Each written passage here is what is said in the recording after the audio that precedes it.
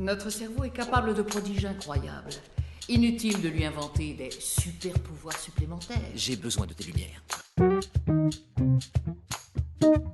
Je peux avoir une écoute critique, mais je ne suis pas obligé d'avoir un avis tranché. Il n'existe pas de pour de vrai, Howard. Tout ça, ce n'est que du vent.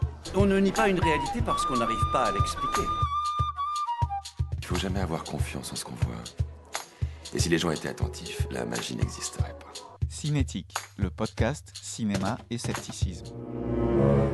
Bonjour à tous et bonjour à toutes et bienvenue dans Cinétique, le podcast du 7e art qui décrypte le cinéma avec des yeux sceptiques. Toute équipe est heureuse de vous accueillir dans cette 10e émission. Nous sommes aujourd'hui avec Adeline. Salut Adeline. Bonjour tout le monde. Nous sommes également avec Geoffrey. Salut Geoffrey. Salut tout le monde, en direct de Toulon au soleil aujourd'hui. Ah, toi t'as de la chance, toi t'es pas dans le nord. C'est clair. Nous on se les pèle. C'est ça. Et nous sommes également avec Troutski qui est encore plus au nord lui.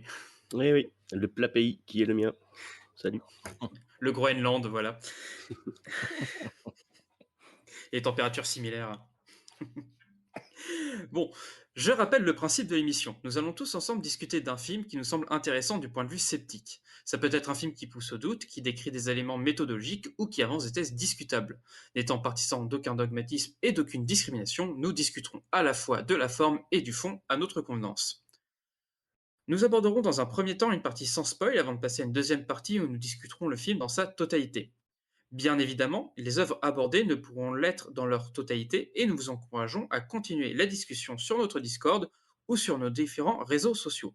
Nous sommes présents sur Facebook, Instagram, Twitter et TikTok.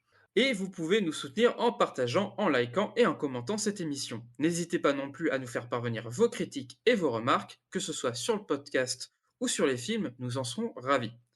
Pour ceux qui souhaiteraient participer directement à l'amélioration de l'émission et au développement de notre association, vous pouvez nous faire des dons occasionnels ou réguliers via PayPal ou Helloasso. Pour plus d'informations, rendez-vous sur notre page Castopod. Mais passons directement au film du jour, Riders of Justice. Otto Hoffman, j'étais dans le même train que votre femme et votre fille. Vous voulez quoi? C'est pas un accident, il s'agit d'un meurtre. L'homme s'appelle Pelle Olesen, qui n'est autre que le chef du groupe les Riders of Justice. Votre mission, c'est de me rapprocher d'eux. Je vais venger ma femme. Tu veux tous les éliminer? On veut participer à tout. Qu'est-ce qui se passe?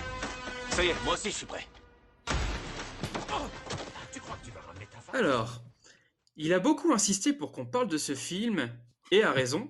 Je lui laisse donc le présenter. C'est à toi Geoffrey. Ah, je suis content que vous disiez à raison. Alors, Il y a que moi qui l'ai dit, l'histoire. hein. J'espère que les autres, vous partagerez l'avis du bien alors. Donc, c'est l'histoire d'une belle princesse, aux beaux chevaux, à la belle bague en diamant. Elle vivait dans un beau château, près d'une belle forêt. Elle s'en fut chasser l'ours d'un beau jour, au premier matin suivant la lune du chasseur. Mais dans la clairière, face à l'ours, qu'on vint l'instant, Issel lui mordit l'index avant qu'elle lui pût tirer la gâchette, s'enfuyant dans les bois avec sa bague entre les dents. La belle princesse était très triste. 10 ans plus tard, très exactement, le même matin suivant la lune du chasseur, au cœur de la même forêt, dans la même clairière, les gens de la princesse abattirent un ours. Lorsqu'on lui ouvrit le ventre dans ses entrailles, on ne trouva pas de bague. Ne voici donc pas l'histoire du film que nous vous présentons aujourd'hui. Voilà, vous l'aurez compris, aujourd'hui on va parler de coïncidence.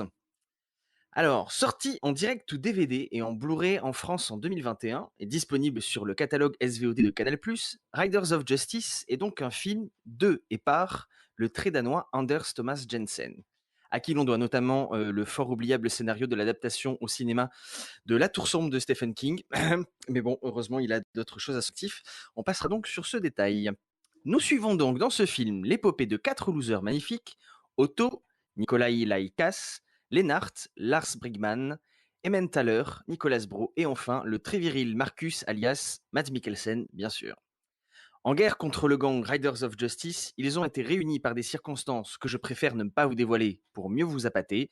Sachez seulement ceci, auditeurs et auditrices, cette comédie noire savamment ficelée vous fera rire, frémir, peut-être pleurer et surtout, vous questionner. Que vous soyez sceptique ou non, ce film a une force, il bouleverse vos certitudes comme nul autre. Récompensé du Méliès d'argent en compétition européenne au BIF 2021, le festival bruxellois du film fantastique, Riders of Justice a fait 150 000 entrées en un seul week-end lors de sa sortie au Danemark, ce qui en fait le meilleur démarrage de l'année là-bas devant Drunk, aussi avec Mads Mikkelsen. Pourquoi a-t-il donc sauté les salles en France? Mystère, mystère. Mon hypothèse, sans doute un complot mené par un Égyptien et ingénieur en composant de train pour enterrer une sordide affaire concernant la douteuse vie nocturne des membres de la production. Voilà, on ne saura probablement jamais le fin mot de l'histoire. Ou le Covid. Et pour comprendre cette blague, évidemment, ou le Covid, vous devrez aller voir le film. Donc, c'est tout de même la 5e collaboration, je vous le signale, entre Anders Thomas Jensen et Mads Mikkelsen. Et pour vous parler, moi, de ce que j'ai pensé du film en lui-même, il s'agit d'un petit bijou. Voilà, je mâche pas mes mots, j'ai adoré ce film à tous les niveaux. Alors, il a effectivement ses faiblesses, en étant objectif, mais j'ai trouvé que c'était une comédie noire vraiment réussie, et que je vous encourage tous et toutes vivement à voir. Et du point de vue scepticisme, vous serez tout aussi bluffés que les autres. Je pense que vous ne verrez pas venir le plot twist. Voilà, je prends les paris. Est-ce que j'ai réussi? Est-ce que vous avez vu venir le plot twist? Dites-moi. Oui. Moi, pas du tout. Ah, c'est pas vrai. Bon, ok. Bon, peut-être que je vais pas miser trop cher alors du coup. Alors du coup, vous avez pensé quoi vous du film? Et ben moi j'ai vraiment adoré, j'ai vraiment beaucoup aimé. Merci Geoffrey pour la découverte. Je m'attendais pas du tout à ça, je me suis pas trop renseigné sur le film, tu me l'avais un petit peu décrit en me disant c'est aussi à la fois un film de vengeance, mais enfin tu vois, tu nous l'as décrit comme il y a un certain moment maintenant, et puis c'est vrai qu'il y avait la plupart des détails qui étaient partis, donc j'étais resté sur un film un peu de vengeance, mais avec un côté sceptique comme tu l'avais dit. Et finalement, j'ai un peu complètement découvert le film. Le seul truc que je savais, c'est qu'il y avait Matt Mikkelsen qui avait une arme et tout. C'était en gros l'affiche quoi du film quoi. Et j'ai vraiment vraiment beaucoup aimé parce que je m'attendais pas du tout en fait au mélange des genres qu'il y a dans ce film. Un mélange des genres qui est savamment dosé, mais au millimètre près. Et c'est excellent. C'est vraiment excellent sur comment c'est mené. C'est un film, en fait, comme je dis, il est violent, il est dur et il est drôle. Il est violent parce que ça passe par une histoire de vengeance extrêmement violente pour le coup. Préparez-vous à voir quelques cadavres parce que c'est quand même assez voilà, ça va quand même un peu dans le trash. Enfin dans le trash, ça va encore, ça aurait pu être pire, mais enfin c'est plutôt une violence. C'est pas de la violence physique, c'est surtout aussi une violence morale en fait. Le film. Il est dur parce que c'est surtout dur psychologiquement en fait, parce qu'on suit des personnages qui sont tous psychologiquement plus ou moins brisés à des degrés voilà vraiment différents, mais qui vont tenter de se reconstruire ensemble. Et là, on a un côté vraiment chaleureux du film. Et c'est rare aussi, je voulais signaler qu'un film fasse autant la promotion de la psychologie de ses thérapies. Alors généralement, on est plutôt habitué au cinéma à ce que la psychologie soit diabolisée comme étant une espèce de pseudo-science, ou que ce soit que des gens qui voilà, qui sont en gros de l'argent sur les malheurs des gens, ou alors on aborde la psychologie à travers la psychanalyse, ce qui est pas du tout la même chose. Et donc là, j'étais extrêmement voilà surpris de voir des personnages qui poussaient qui poussaient les autres à aller consulter des psys. Et donc il est aussi très très drôle parce que la confrontation justement de tous ces personnages fonctionne extrêmement bien parce qu'ils sont tous excellemment joués et interprétés.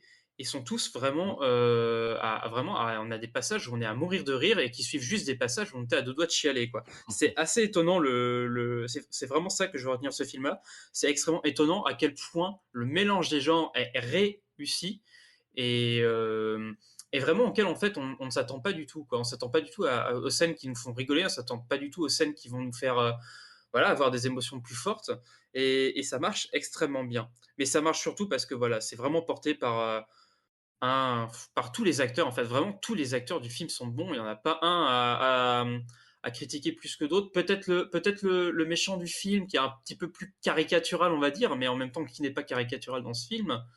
Un petit peu plus dans les clichés, un peu plus dans les clichés peut-être, mais globalement tous les autres personnages fonctionnent du tonnerre. Ouais. Et aussi sur la mise en scène, bien sûr, la mise en scène qui est extrêmement belle, extrêmement bien menée. J'ai encore ces images de la campagne danoise où le ciel prend une espèce d'énorme place dans le cadrage, et où juste une toute petite maison, un petit arbre en bas de l'écran. Enfin voilà, c'est extrêmement bien cadré, et surtout les éclairages. Les éclairages sont extrêmement bien utilisés pour donner vraiment une super atmosphère à la fois oppressante et chaleureuse, ce qui est extrêmement bizarre, mais à ce film, quoi. Donc voilà, Mm. vraiment un coup de cœur pour moi, et encore merci Geoffrey pour la découverte. Ah, je suis content. Et alors les autres, qu'est-ce que vous en avez passé? Trotsky, toi qui viens d'en sortir. Ouais, moi, t'as tout dit, hein. Je suis tout à fait d'accord avec toi sur tous les points, quoi. La photo, je l'ai trouvé excellente. Il y a un plan que j'ai encore en tête, c'est au début du film, hein, quand il va à la morgue voir sa femme. Et il est face au lit et il est encadré. Enfin, il y a vraiment tout un cadre sombre tout autour et on le voit dans un cadre de porte tout à fait éclairé. Je trouvais ce cadre excellent. Et de lumière et de ça, excellente. Euh, et sinon, sur l'histoire, voilà, ouais, c'est vraiment, on s'attend pas. Moi, je m'attendais pas du tout à ça. Vraiment, il y a un moment du film où je me dis, ah ouais, ça part comme ça, ok, quoi.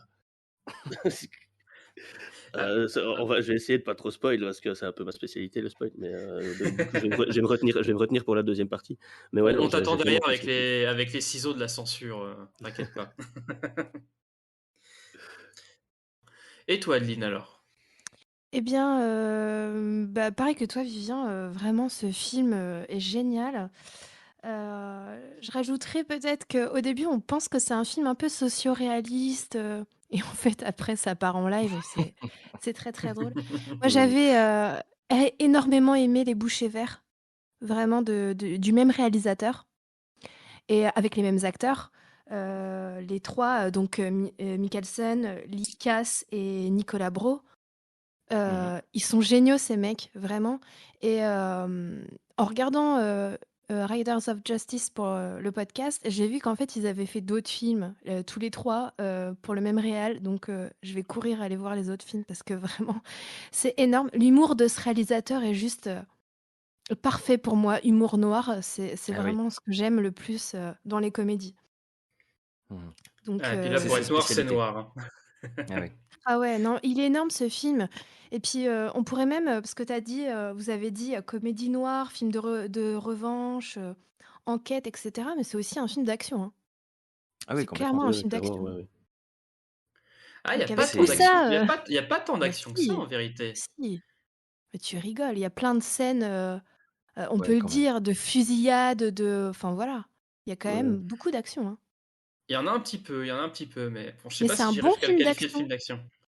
Non, mais du coup, ça fait un bon mélange, quoi. C'est agréable, c'est bien dosé. Il y a de l'action, mais il y en a pas trop. Et les scènes d'action arrivent à des bons moments, et puis ça s'enchaîne bien avec le reste. Non, vraiment, Je suis Oui, c'est un- d'accord. clairement, hein.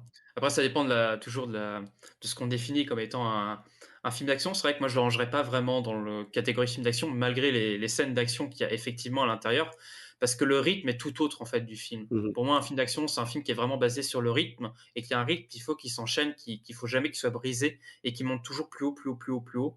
Un peu comme on voit dans les Die Hard notamment, qui sont les chefs-d'œuvre du genre d'action. Alors que là, on a vraiment des rythmes qui montent, qui descendent, qui se posent, qui remontent, qui descendent, et mais qui dans cette alternance toujours entre les genres, entre les rythmes, etc., fonctionne extrêmement bien.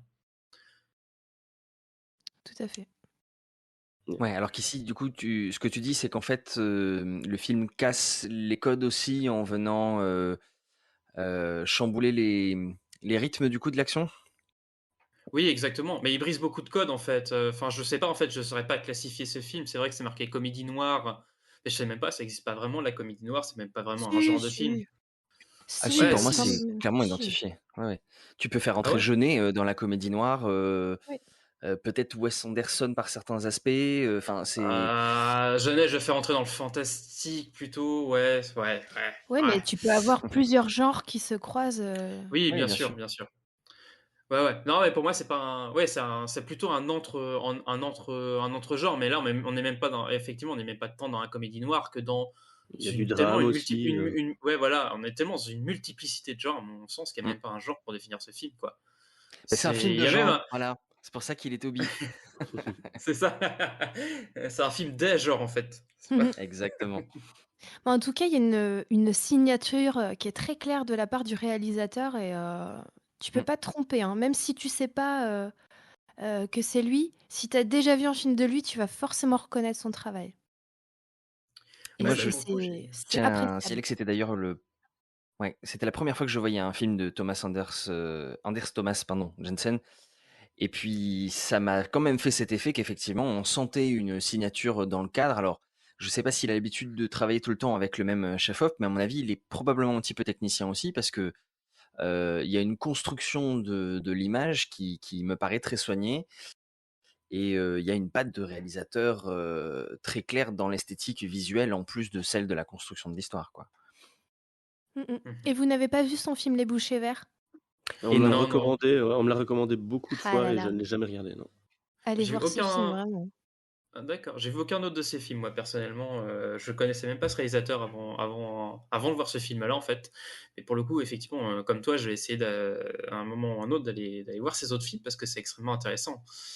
Et je voudrais vraiment encore insister sur les acteurs. Enfin, on en a déjà beaucoup parlé, mais c'est vrai que moi, c'est ça qui m'a vraiment bouleversé parce qu'en fait, même Matt Mikkelsen, là-dedans, paraît presque, je dirais pas qu'il s'éclipserait parce qu'il joue parfaitement bien son rôle, mais il a un rôle tellement, en fait, intériorisé. Enfin, voilà, Mhm. c'est un personnage qui est brisé, Mhm. mais qui porte tout lui-même et qui est qui est très renfermé sur lui-même et il le joue très, très, très bien. Et on a à côté des personnages beaucoup plus extravagants qui prennent un peu plus de place dans le film, mais qui les jouent extrêmement bien. Et tous les scientifiques, enfin, les trois scientifiques qu'il y a dedans, donc, deux informaticiens et un mathématicien, si je ne me trompe pas, sur le qualitatif vraiment Oui, de. Après, il y oui, a deux informaticiens qui sont globalement un qui est spécialisé dans la reconnaissance faciale et l'autre qui est spécialisé plutôt dans le piratage.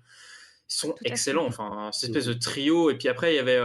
Enfin, cette espèce de trio de scientifiques, mais un peu fait penser au duo de scientifiques dans Pacific Rim, quoi. Ces espèces de scientifiques complètement tarés qui font que de se foutre sur la tronche, quoi.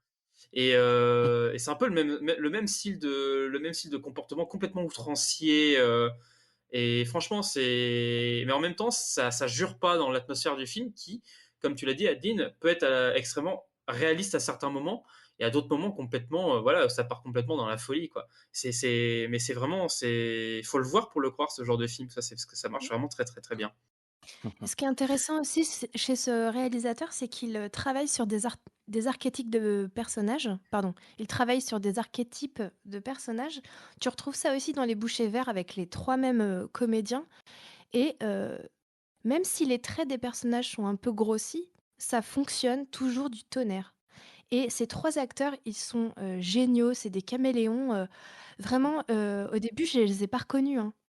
Les 2, je me souvenais plus que c'était eux que j'avais déjà vus dans Les Bouchers Verts parce que, c'est des bons comédiens et ils savent jouer des choses complètement différentes et donc ça fonctionne, quoi. Hmm. Et bien sûr, bon, pour appuyer peut-être un petit peu plus sur le côté sceptique du film, parce que c'est quand même aussi pour ça qu'on en parle, donc on va essayer de rester assez, de vite fait un peu entre guillemets, vendre le film sur ce côté-là, avant de passer à la partie spoil, parce que ça va être là qu'on va un peu plus aborder cette partie-là. Mais il y a vraiment, ouais, je sais même pas comment le dire en fait, c'est compliqué de, le dire, de vendre ça sans spoiler à un moment donné ou à un autre, je sais pas trop. Et une question de statistique et de probabilité qui va jouer un rôle assez important dans le film. Oui. Et puis de la charge de la preuve aussi, enfin pas de la charge de la preuve, mais de l'importance de la preuve aussi. Ah Oui, là là, je sais pas voilà, trop. de faire la Oui. distinction entre les conjectures et les faisceaux d'indices, effectivement, et donc l'induction et la déduction, en fait, quoi, qui sont deux méthodes très différentes, en fait. Et puis, quand on parle d'enquête en particulier, il faut qu'on se souvienne que le but, c'est de partir d'une théorie et de tout faire, en fait, pour essayer de démonter cette théorie, plutôt que de tout faire pour essayer de la prouver. En tout cas en science et puis en enquête, c'est souvent les mêmes mécanismes. Donc, si on trouve un seul élément qui, a priori, nous fait aller dans une direction différente et qu'on reste malgré tout cette direction-là, il faut se poser des questions. Et puis, c'est aussi un film qui nous fait nous questionner et c'est ce que j'ai trouvé salutaire. Et je trouve que ce film fait preuve d'autocritique. Du coup, il nous invite tous à l'autocritique et c'est ce qui en fait vraiment pour moi un vrai film sceptique. C'est que qu'on soit scientifique et qu'on soit rodé aux mécanismes effectivement des méthodes, on n'est jamais à l'abri d'une erreur d'interprétation et que ça peut tout vous foutre par terre. Voilà. Mhm. Mhm. Et c'est vrai que déjà, mettre ce film dans les films sceptiques, je pense que c'est un peu ça aussi qui, moi, m'a mis la puce à l'oreille par rapport à ce film. Mais j'en dis pas plus. Pour ceux qui veulent voir le film, je vous conseille d'arrêter l'émission là et de courir aller le voir. Et je pense qu'on est tous les quatre d'accord là-dessus. Et Ouais. pour tous les autres, on se retrouve dans la partie spoil.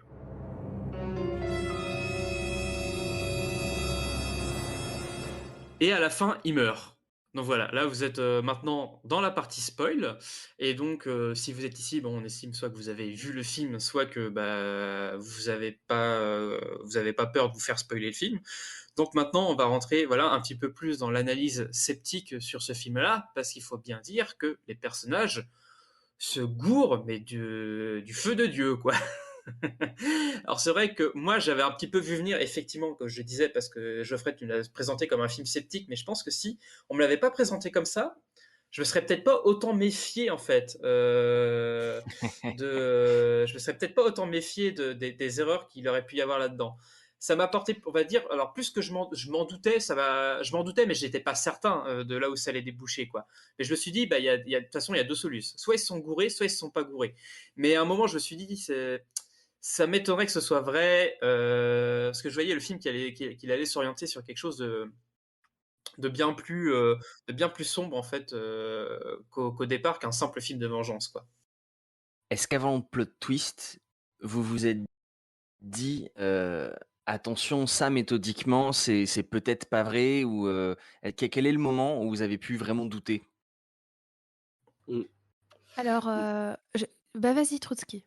Ben ouais, non, parce que moi, en fait, je m'en suis pas douté du tout.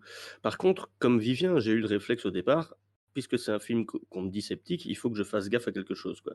Donc du coup, moi au départ, j'ai pensé, avec l'histoire des flics qui les écoutent pas, etc., j'ai vu un espèce de Don't Look Up en moins flagrant, euh, en moins dit, quoi. Et je suis parti là-dessus. Et puis Mhm. après, je me suis dit, bah non, ça peut pas, ça doit pas être ça, visiblement, ça doit être autre chose. Et j'ai été tellement embarqué dans le film que j'ai plus fait attention du tout, en fait. J'ai plus fait attention du tout à qu'est-ce qu'il y a de sceptique là-dedans. J'étais pris dans le film et quand le plot twist est arrivé, j'ai fait putain. Pardon, mais voilà. Alors vas-y, Adli. Alors moi, très clairement, j'ai commencé à douter de Otto, le mathématicien. Quand ils ont cherché le fameux homme qu'il y a dans le train et qui a jeté son sandwich et qui, à ses yeux, devrait être un des coupables présumés de cet attentat dans le train, il y avait un match à 99% avec un Égyptien et un match à 93% et quelques avec un Danois. Et là, je me suis dit, mais pourquoi ils partent sur le Danois alors que l'Égyptien est statistiquement... Enfin, il était plus probable que ce soit l'Égyptien dans le bus. Et là, j'ai pas compris. Je me dis, mais il y a un problème là. Ils partent sur un autre type. Et je me suis dit après, parce que j'étais aussi prise dans le film, les mecs, c'est leur taf. C'est des mathématiciens. Ils regardent des données tout le temps. Ils doivent avoir des raisons que peut-être le film a pas bien expliquées.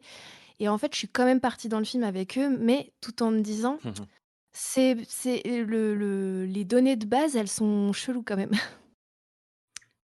Puis c'est Oui, et renforcé puis par cette énorme coïncidence aussi selon laquelle le type qu'ils ont trouvé qui match à 93% serait le frère Et oui. du chef du gang et qu'en plus il est ingénieur en composant de train. Donc ça faisait quand même beaucoup. S'ils n'avaient pas rajouté ça dans le scénario, de toute façon ça ne tenait pas à ce moment-là. Je suis d'accord. Voilà. Ouais. oui, c'est vrai que Mais- c'est la grosse coïncidence. Mais c'est vrai que ça, c'est un truc où je me suis un petit peu méfié à ce moment-là où ils rabaissent le truc. Je me suis fait, ah, c'est limite. Mais ils arrivent à le trouver. Et en même temps, il y a aussi l'argument la photo, elle est floue, elle est prise de haut. Donc on peut se dire, oui, effectivement, Ouais. il peut y avoir un problème d'identification et que ça peut tomber peut-être sur quelqu'un qui ressemble plus sur certains profils, quoi. Donc ça c'est pas trop moi ce qui m'a mis la puce, ça m'a mis un petit peu la puce à l'oreille. Mais il y a d'autres trucs qui m'ont mis la puce à l'oreille, donc notamment le fait que les flics disent que c'est un accident, qu'il n'y a rien qui prouve que c'est pas un accident. Donc là, ça m'a un peu, voilà. Après, effectivement, on part un peu sur la théorie entre guillemets du complot, donc les flics sont un peu dedans ou pas du tout. Mais moi, là où, quand je reprends l'ensemble de la théorie, en fait, je me dis, ça tient pratiquement que sur une chose, c'est sur ce mec en fait et son putain de sandwich qui descend dans un truc, quoi. Et à chaque présente sa théorie, c'est toujours ça. Mais il y a un mec avec un sandwich et un coca, il est sorti du train pile avant que ça explose. Et il les a achetés alors qu'il les a pas mangés. Et là, tu fais, mais c'est con comme, c'est vraiment con, quoi. Et moi, c'est vraiment le fait que la théorie, en fait, elle tienne entièrement là-dessus. Et c'est vrai qu'après, la coïncidence, elle est quand même énorme. Mais là, déjà, j'avais un souci avec comment c'était. En fait, le nombre de trucs qui allaient contre cette théorie-là, quoi. Mais c'est vrai que. Et c'est toujours. Tout le film se tourne autour des probabilités, etc. Et en fait, fait dire aux probabilités, finalement, ce qu'elles ne disent pas forcément. C'est-à-dire, oui, mais il n'y a qu'une chance sur je sais plus combien que ce mec-là soit dans ce train-là, précisément à ce moment-là. Que le train explose dans un accident pour pas que le lendemain il soit au tribunal, quoi. Et tu fais, oui, mais il arrive toujours des trucs extraordinaires dans la vie. Et ça, enfin voilà, il y a toujours des trucs extraordinaires qui arrivent. Mais enfin, après, voilà, on partira sur d'autres conversations parce qu'à mon avis, c'est pas tellement un film sur la statistique que sur le deuil, en fait, et finalement le sens de la vie, la manière dont on va en fait aborder, en fait, dont les personnages, en fait, les différents personnages abordent un peu le sens de leur vie et avec notamment tous les problèmes qu'ils ont. Tout à fait. Moi, je Mais c'est vais un peu plus loin. Je pense que c'est biais de confirmation, le film. Et à quel point ça peut jouer dans ton deuil, en fait. Parce que du coup, on parle à plusieurs fois dans le film du sens qu'on cherche à donner, en fait, au deuil, aux choses qui perdent du sens autour de nous. D'un seul coup, on se dit, mais tout ça, ça n'a plus de sens. Voilà. À plusieurs reprises, on dit, bah, il faut accepter que toutes les causes se mélangent et toutes les conséquences aussi, et que c'est ça qu'on appelle des coïncidences, et qu'en fait, on peut difficilement tirer du sens de tout ça. La réponse nous est donnée plus tard dans le film, que finalement, le sens, c'est celui qu'on lui donne. C'est un peu le principe même de l'existentialisme, et de dire que c'est les rapports et les relations avec nos proches, et qu'il faut se souvenir des proches qu'on a encore quand on en perd. Du coup, les relations, en fait, dans ce film, entre les personnages, se basent aussi sur des biais de confirmation, en fait. C'est-à-dire que on se construit une image des gens, on construit du sens à partir du deuil, parce qu'on a besoin de croire que les gens sont dans un monde meilleur, par exemple, que ils sont morts pour une raison quelconque. Et ça nous permet effectivement de se dire, eh ben, ce biais de confirmation qu'on a dans la vie de tous les jours et qu'on a dans le deuil aussi, il y a quand même des façons de le surmonter, quoi. Oui, parce que à la base du film, on a quand même des personnages qui sont en quête de sens. On a un personnage qui vient de se faire, donc le mathématicien Otto, c'est ça, hein, qui vient de se faire virer de son travail, et en fait qui, dans le train, échange sa place avec la femme de Marcus, qui lui donc est un militaire qui est en Afghanistan au moment du drame, dans ce train, en fait. Donc il échange sa place avec cette femme, et cette femme, donc sur coup, la femme de Marcus va mourir, alors que c'est lui qui aurait dû mourir, quoi. Et donc lui, il va essayer surtout de peut-être essayer de trouver un sens à ça. Pourquoi est-ce que lui, il n'est pas mort alors qu'il aurait dû mourir, et pourquoi cette femme-là est morte à sa place?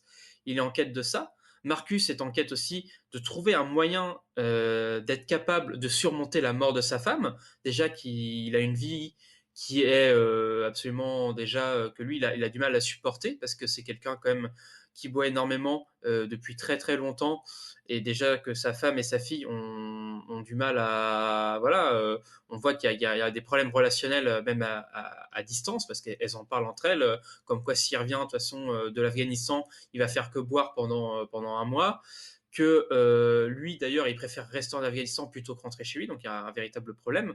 Donc il est obligé d'affronter aussi la mort de sa femme, il est obligé de trouver il est aussi obligé lui de trouver un sens à sa quête, et sa quête à lui c'est de trouver une vengeance. Il lui faut un responsable absolument, ce que lui apporte le mathématicien, quoi, aussi. Ils sont tous en quête d'un sens à cet accident-là, alors qu'il n'y a aucun sens, c'est juste un accident, et c'est arrivé parce que c'est arrivé, quoi. Et la fille est exactement de la même manière, qui était elle aussi présente au moment de l'accident. Elle essaie elle aussi de chercher un sens à sa disparition, à sa mère. Donc elle essaie de chercher un sens au niveau de la religion, elle essaie de chercher vraiment des sens un petit peu partout. Et voilà, ils sont tous des personnages en quête de sens, en fait. Et c'est ça qui est assez hallucinant, c'est qu'il y a plusieurs choses qui sont proposées. Donc, comme j'ai dit, il y a la religion, les mathématiques, enfin, disons, on va dire plutôt les probabilités, etc., ou alors plutôt la violence et la vengeance directe, et viennent s'accoler à cette espèce de trois personnages qui ont besoin de retrouver du sens à leur vie, deux autres personnages, voire trois autres personnages, qui eux aussi sont en complète déperdition. Donc on a le personnage de Eamon Taylor, un truc comme ça, qui a un nom Eamon de Taylor, ouais. qui a un nom de fromage, quoi. D'ailleurs, c'est clairement dit dans le film qu'il a un nom de Oui. fromage, quoi. Oui, oui. Qui lui est donc informaticien, donc un peu le cliché vraiment du geek entre guillemets, extrêmement fort, qui bouge pas beaucoup de chez lui, complètement renfermé sur lui-même et qui a du mal à s'affirmer face aux autres. Et on sent qu'il y a eu énormément de traumatisme dans sa jeunesse et qui essaye lui de surmonter ce traumatisme-là. Oui, Et il ose même également, pas regarder. Pardon, il ose même pas regarder les gens en face quand il leur dit bonjour. Il est très. oui, C'est timide. Ouais. il est extrêmement timide, etc. Et on a le personnage de Lennart, qui lui, donc l'informaticien plutôt en piratage, qui lui a moins le problème, on va dire, entre guillemets, relationnel, parce qu'ils sont assez, ils travaillent ensemble avec Otto, mais par contre, lui a un énorme traumatisme quand il était jeune, apparemment. Donc, d'après ce que j'ai compris, il a subi des viols à répétition de la part d'un de ses oncles. Et donc a consulté plus de 1000 fois plus de 1000 psychanalystes ou un truc comme ça, je crois, où il y a eu plus de 1000 séances de Non, 25 psychanalyse. psychanalystes en 25. 40 ans. Ouais. Mais il n'y a pas un truc où il y a plus de 1000 séances en tout Plus de de 1000 heures. psychologues, de 1000 heures. psychologie. Ah, c'est 1000 heures. 1000 heures. Ouais, bah, donc 1000 séances de psychologue. À part s'il va voir des psychanalystes lacaniens, mais qui font payer, dès qu'il y a un truc particulier qui est dit.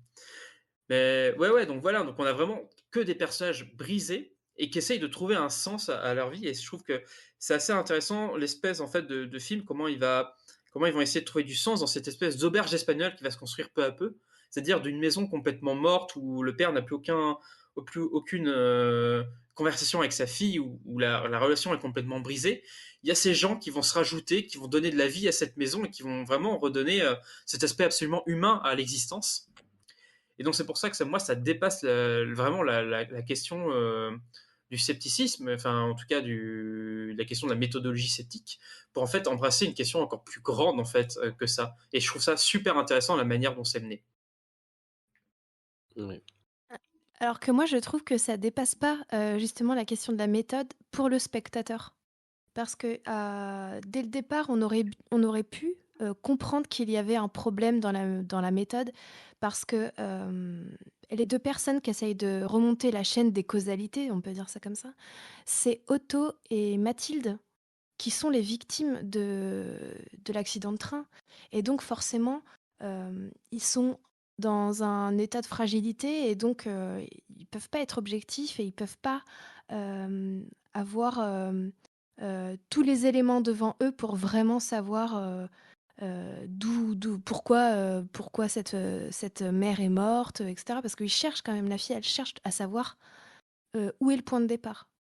Elle remonte jusqu'au vol de son vélo. D'après elle, c'est ça qui a causé la mort de sa mère. Elle remonte jusqu'à là. Et Otto, c'est pareil, il essaye de... Donc le spectateur qui est un peu aguerri aurait pu se dire, mais c'est les victimes, elles sont pas dans une objectivité pour comprendre ce qui leur est arrivé, quoi. Donc forcément, ils vont se planter. Pour moi, ce film, il parle un peu de l'effet papillon, en fait. Parce que Oui, si tu prends l'intro et Bien sûr. l'outro, donc avec cette fille estonienne qui veut un vélo bleu et pas un vélo rouge, le film part du principe que ce serait le point de départ de toute la chaîne d'événements. Mais en fait, cette conclusion, elle est absurde. Si cette fille n'avait pas voulu un vélo bleu, la mère d'une autre gamine au Danemark ne serait pas morte. Donc du coup, ça devient absurde parce que tu peux pas raisonner comme ça. Et c'est démenti dans le film même lui-même. De toute façon, à un Oui, moment donné, c'est Otto qui vient le dire justement à Mathilde. Il lui dit, mais attends, parce que là, tu tiens pas compte du fait que moi, ce jour-là, j'aurais pas dû être dans le train et donc j'aurais pas dû laisser la place à ta mère parce que je venais de me faire virer, donc j'ai pris le train plus tôt. Donc effectivement, l'outro est juste faite pour rajouter de l'absurde et boucler la boucle et qu'on te fasse comprendre que tu pourrais très bien décider que la morale du film, c'est ne demandez pas de vélo bleu, quelqu'un pourrait en mourir. Et en fait, tu conclus aussi sur ce qui est dit à un moment donné par Lennart en tant que psychologue, usurpateur d'ailleurs, à Mathilde, qui lui dit c'est un peu débile tout ça parce que t'as peur qu'il se passe quelque chose, mais statistiquement, tu peux aussi te noyer dans une mare et puis t'as pas peur de t'approcher de mare. Donc ça ramène bien le truc. Et eux deux d'ailleurs, et en particulier Otto, je pense que c'est pour ça que c'est un bon indice qui est donné au début, le fait qu'effectivement ce sont des victimes, mais qu'on a tendance à vite oublier, et c'est là que le film est bien construit, c'est que lui, il a un argument d'autorité pour lui, quoi. Il est scientifique, et donc quand il parle, il a forcément raison. Donc quand il affirme que c'est un assassinat, ça sonne faux, et pourtant on a envie de le croire, parce que c'est un mathématicien, et C'est qui vrai. sait de quoi il parle. Oui, mais ce qui veut bien dire qu'on peut faire dire aux mathématiques absolument ce qu'on a envie de leur faire dire, quoi.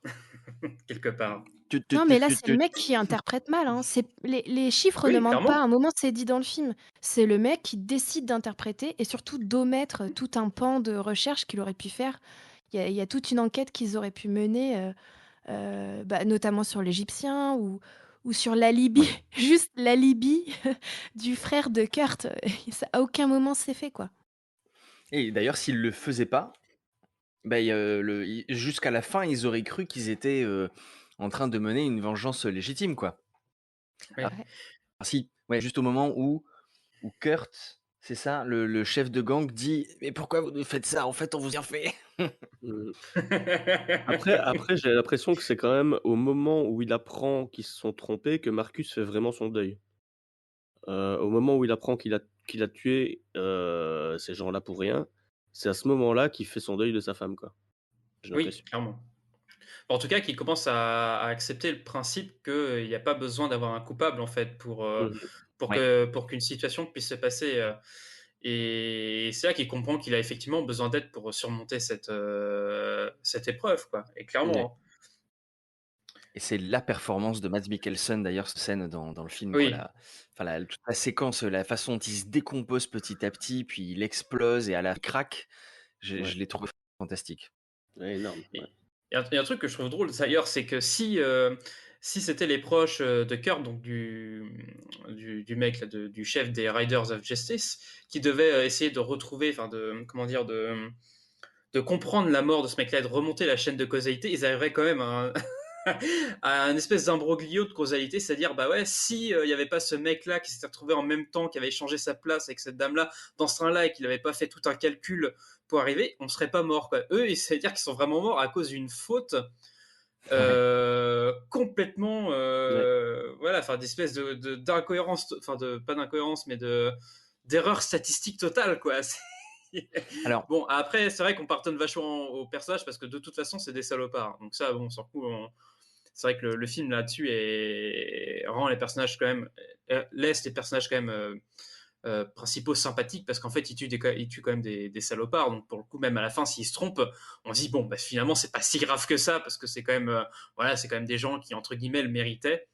Bon, même si on est un peu partisan de la justice, normalement, on n'est pas censé faire ça, mais Mais Otto, il est fascinant ce personnage parce qu'au final, c'est un mathématicien foireux, quoi.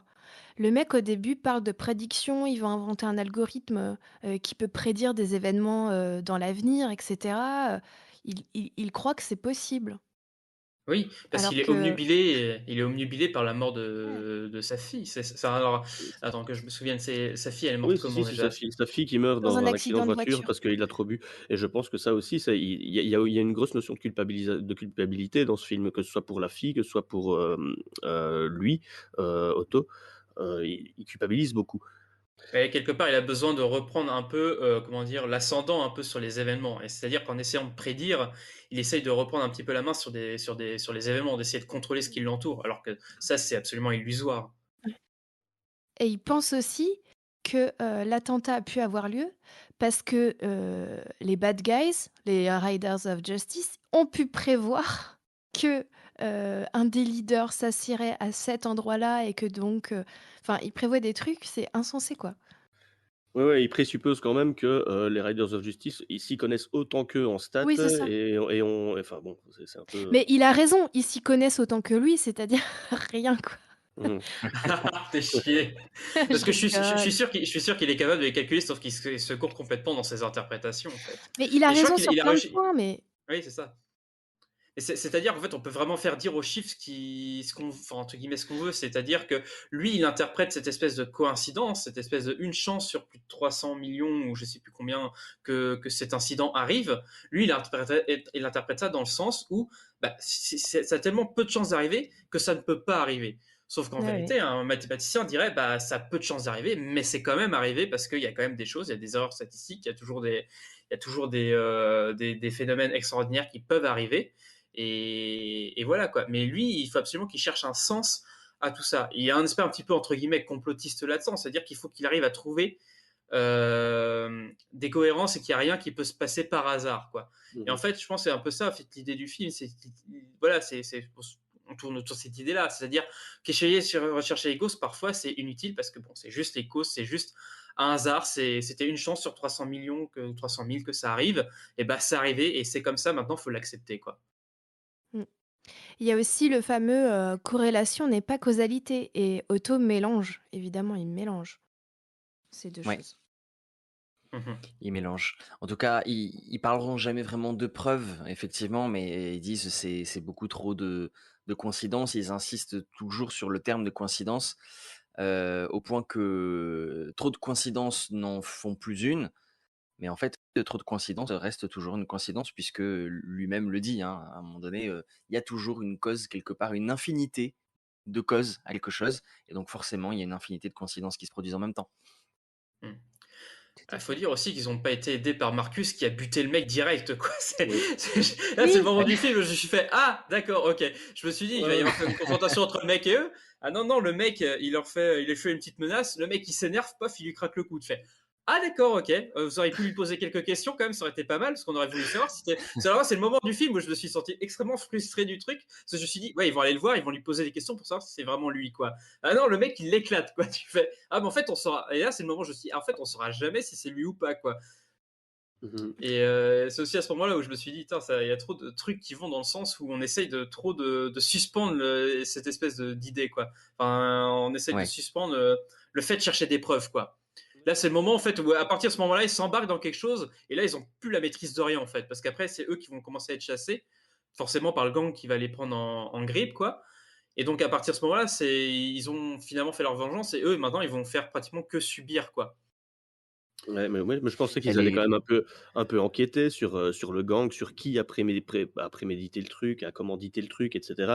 Mais non, ils arrivent, et le mec, il le bute direct. Et là, c'est là aussi que, pareil, je disais au début de l'émission que je me suis dit, ah ouais, ça part comme ça, quoi.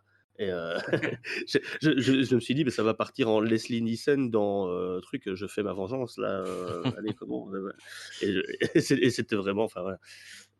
Cette scène, elle est très ambiguë en plus, parce que selon comment tu la regardes, il y a effectivement légitime défense, et du coup, jusqu'au moment où le gang les retrouve et commence à s'en prendre à eux pour la première fois, ils pourraient encore faire machine arrière et se dire, en fait, on n'a pas suffisamment de preuves, on a continué à creuser, et rien s'est produit. Et puis, alors effectivement, il y a peut-être un mec qui est mort dans l'histoire au début, mais en même temps, il nous a tenus en joue, et on avait un militaire baraque avec nous qui s'est pas laissé faire.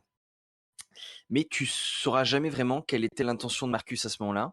Est-ce qu'il y retourne dès le début avec l'intention de le tuer, ou est-ce qu'il retourne juste avec l'intention de lui casser la gueule, et quand l'autre lui braque le truc sur le visage, en fait, il perd le contrôle, puisqu'on te montrera à plusieurs reprises qu'il perd le contrôle facilement, ou est-ce que c'est vraiment prémédité? Et je pense qu'on le saura jamais vraiment. Mhm. Non, parce que c'est vrai que ce personnage, il est assez. On sait pas à quoi s'attendre avec lui, quoi. Ça peut bien se passer comme mal se passer. Il est un peu dépeint comme un militaire au début. Euh, je sais pas comment dire, mais on sent qu'il a vécu des choses à la guerre et que ce mec est un peu timbré quand même, quoi. Il a Comme un petit souvent avec les côté. personnages de Mads Mikkelsen, hein, quelque part. Oui, Oui, il c'est aime pas bien faux. jouer ce genre de rôle, c'est vrai. Mais au final, l'intrigue, l'enchaînement des événements de l'intrigue, ils sont un peu aussi dingues que l'enquête que les personnages mènent eux-mêmes, quoi. Il y a rien qui a du sens. Les Oui, événements se oui. passent, tu te demandes comment on en est arrivé là, quoi. C'est Ouais. jusqu'à la fin, jusqu'au pull de Noël, tu te dis: «Mais comment les gars ont Cette scène fait de pour fin faire est ça?» fantastique. Ah oui, surréaliste. non, mais là, Matt Avec le corps Mikkelsen de avec le chasse pull et de tout. Noël. D'ailleurs, ça me Non, fait mais penser, cette fin, elle est ouf parce que comment ça se fait qu'ils se sont pas fait emprisonner ou il y a juste eu un massacre devant la maison. Il y a un cut et on les retrouve à Noël en train de célébrer Noël comme si de rien n'était. C'est très bizarre. Moi, je pense que c'est bah, assez finalement, c'était de facile. la légitime défense aussi, mais Ouais, Ouais, vu comment tu- vu comment les flics sont nuls dans le film, c'est pas très étonnant, effectivement. c'est pas faux. même s'ils font le lien entre ce qui s'est passé entre Mads Mikkelsen et le gang, ils peuvent pas forcément tout relier. C'est-à-dire que par exemple, ce qui se passe au restaurant, ils peuvent pas forcément faire le lien. Donc il y a vraiment que le frère à la base. Et puis le fait qu'ensuite il serait venu se venger. Donc tu fais passer le premier truc pour, comment on dit, légitime défense. Et le second, et ben, même si c'est plus vraiment de légitime défense parce que ça va beaucoup plus loin et que c'est un massacre en règle et en bonne et due forme et qui sont plusieurs tireurs, lui c'est quand même un militaire décoré au milieu qui s'est fait attaquer par un gang. Donc ça me paraît assez facile de pouvoir faire enterrer l'affaire pour ses états de service. Je pense que c'est comme ça qu'on peut dire qu'il s'en tirerait, mais c'est pas Mm. très important dans le scénario, quoi. Voilà. Puis Non, il y a une mais autre c'est drôle. interprétation pour moi. Ouais, la première fois que je l'ai Ah, vu, je me suis dit, en fait, si ça se trouve, Mads Mikkelsen, il est mort là, et on voit sa vie fantasmée après sa mort, en fait, quoi. j'y ai pensé. J'y ai grave pensé. On saura pas. Voilà, il y a rien qui le contredit vraiment complètement dans l'intrigue. Puis tous les éléments qui se passent là et dans la mise en scène, il est censé les avoir. Donc il y a rien qui l'ignore à ce moment-là particulièrement, quoi. Il me semble, hein. Attends, j'ai pas compris ta théorie. C'est quoi? Que Matt Mikkelsen est mort? Mais ils sont Oui, tous bah à morts Ah, la mais... fin, dans cette théorie. Ouais. Ah oui, d'accord, ok. Oui, à la fin, d'accord, ok. Ah oui, oui, oui, là je ouais, à la comprends un fin, peu il mieux ta meurt théorie. pour de vrai, peut-être. On sait pas trop. Ouais, il tombe quand même dans les pommes juste au moment où moi j'y ai cru la première fois que je l'ai vu. Je me suis dit, ouais, en fait, il va vraiment mourir, quoi. Je vois pas comment il peut y échapper. Il a tout donné avec l'adrénaline. Il a probablement aggravé ses blessures. Il a 2 balles dans le corps et une hémorragie interne. Si mes secours mettent trop de temps à arriver et que tu as un organe vital qui est touché, c'est fini. Et du coup, je pensais vraiment qu'il était mort. Et du coup, la scène d'après, je me suis dit, ah d'accord, quand on te fait croire que le personnage est vraiment mort, soit on est trompé, soit on veut te faire passer autre chose comme message, histoire de débrider un peu l'ambiance aussi, quoi. Ouais, mais je pense pas que si c'était dans son rêve, on aurait insisté sur Eamon Thaler et puis son corps de Son chasse, corps. quoi. Bah Ouais, si, parce parce que je que pense c'est la que... métaphore de l'uniforme, du coup, qui revient, tu vois. Ouais, Mm. ouais, faut peut-être pousser un peu loin. Je sais pas, je suis pas très partisan de cette théorie, Moi, j'ai personnellement, vu, mais ça passe... ouais, je peux comprendre. un espèce de... Parce que j'ai pensé à un peu à la même chose que Geoffrey. Et j'ai pensé à un espèce de transfert. Parce que le film, il s'appelle Riders of Justice. Ouais. J'essaye de bien le dire. Qui est un gang un peu de motards au début. Un gang de malfrats. Et en fait, les justiciers dans le film, ça devient c'est l'équipé de Marcus, les mathématiciens, etc. C'est eux qui deviennent les justiciers ensuite. C'est eux qu'on peut appeler Ouais. les Riders of Justice. Mhm. Et finalement, ils vont tuer des gens. Et je me dis, c'est peut-être un autre départ de chaîne de causalité, en fait. C'est un départ d'autre chose. C'est-à-dire que s'ils n'avaient pas fait ça, peut-être que machin serait pas mort, et peut-être qu'il n'y aurait pas une gamine dont son père serait mort. Enfin, tu vois, tu peux imaginer plein de choses, c'est-à-dire un espèce de cycle comme ça, parce qu'ils deviennent quand même les bad guys, quoi, Oui, bah, c'est ce d'un que je certain disais tout à côté. l'heure, c'est-à-dire que la disparition des Riders of Justice, en fait, elle tient à une infinie, enfin, à un concours de circonstances complètement statistiquement improbable, quoi. Mais du coup, voilà, si c'est eux qui deviennent le gang, Oui, quelqu'un leur en voudra, tu vois, peut-être. Et donc, oui, puis la chaîne de la vengeance, quoi, pour le coup. Mais c'est le Kill film Bill, quoi. termine pas vraiment. Ouais. Ouais, après, le film termine pas vraiment, termine plus positivement que ça, Oui. à mon sens. Mais effectivement, ça pourrait être interprété, je pense, dans ce sens-là.